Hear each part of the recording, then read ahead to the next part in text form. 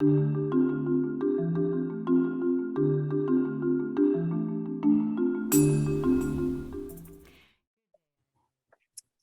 day, IOA. This is Ellen Miller. I'm the Executive Director of IOA, and I'm joined today with our fabulous practice survey dream team.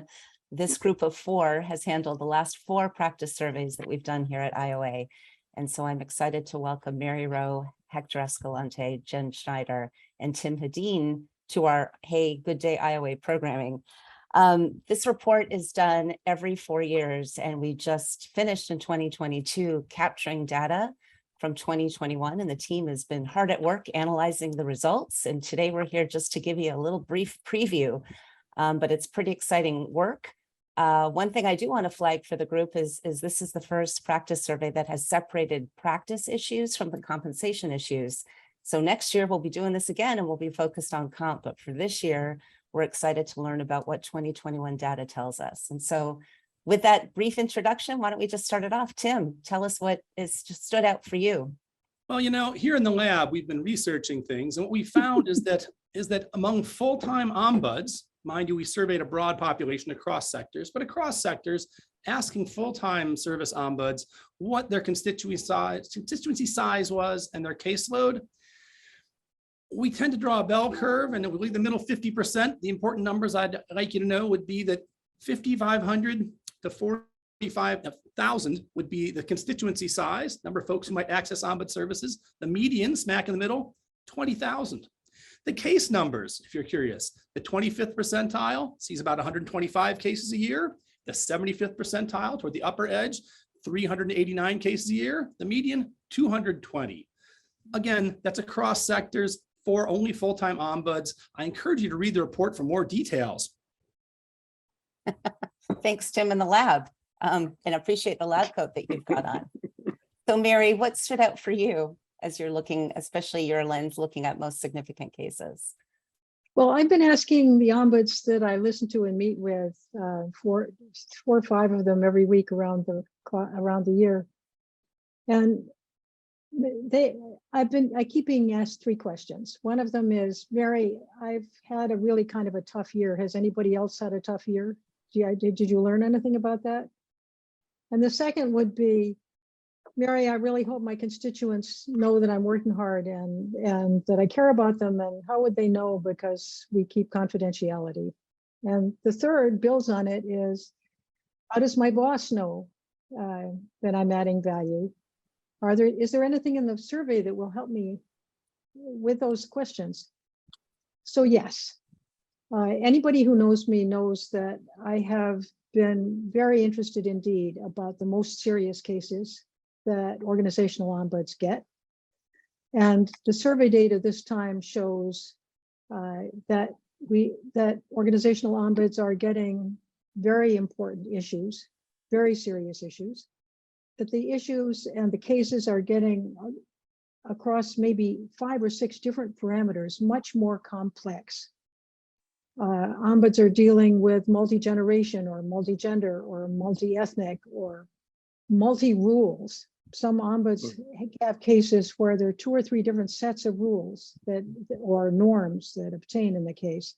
We've asked questions about that kind of thing, and anybody who's been wondering about whether everybody else has seen a kind of complicated year, they'll find that answer. And then finally, there's kind of good news, I think, in the data about data that one can bring to one's employer.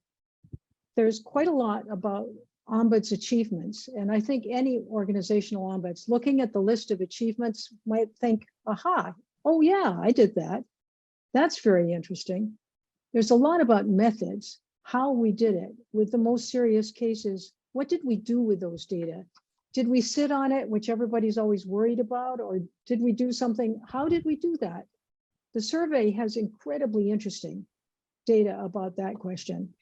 So I think what Tim said, read the report, is going to bring some sense of maybe even joy to ombuds who are weary and have had kind of a tough year, a very interesting year, to see one, all the things that the profession is doing, and one is many of the different things that I personally might have been doing that it never even occurred to me how important that was.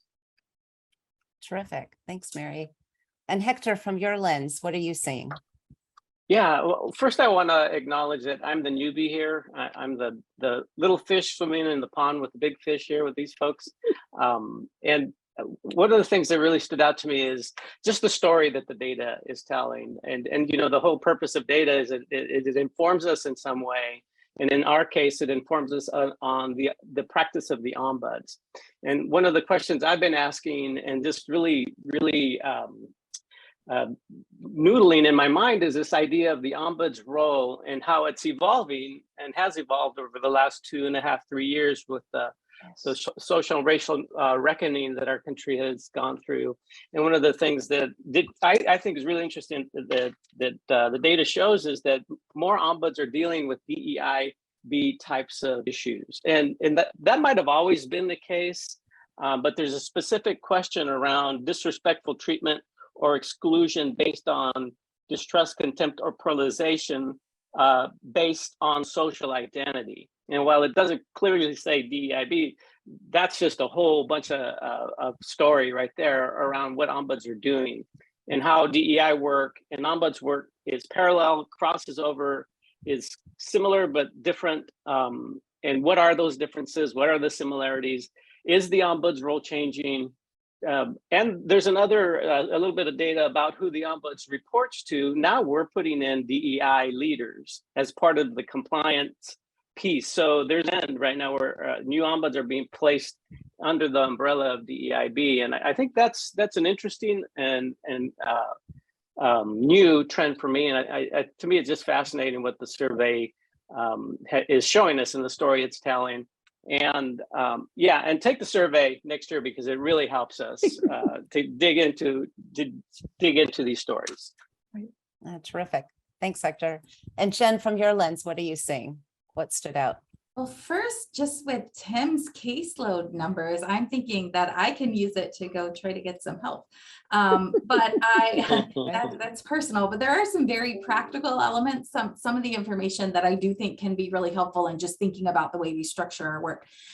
Something that I noticed when I was looking at the initial, Tim produced an initial report and noticed that about 40% of those who participated in this year's survey had only been practicing as an ombuds anywhere for 0 to 3 years. And so we know, just looking at our general membership in IOA, that we have a lot of new ombuds. And it's been interesting. I have done a very cursory look at sort of what are the differences.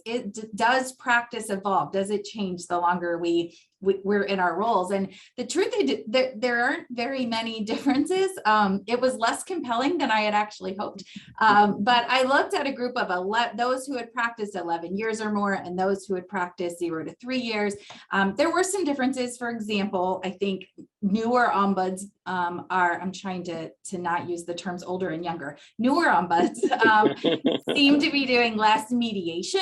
And there was a pretty big difference there. I think if my math is good, Tim will check it, but over 70% of our more experienced ombuds, our seasoned ombuds, are doing some sort of mediation, where less than half of the 0 to 3s are doing mediation, but they are doing more trainings. And so just thinking about how that has changed, where we're getting out of our offices and we're going and we're engaging with leaders and with other constituents on campus, I think that more of our newer ombuds are taking advantages of building a training menu and getting out into their organizations and doing training. So it's an interesting look, and we'll have some more information on the report there. And so I do hope that you'll read it.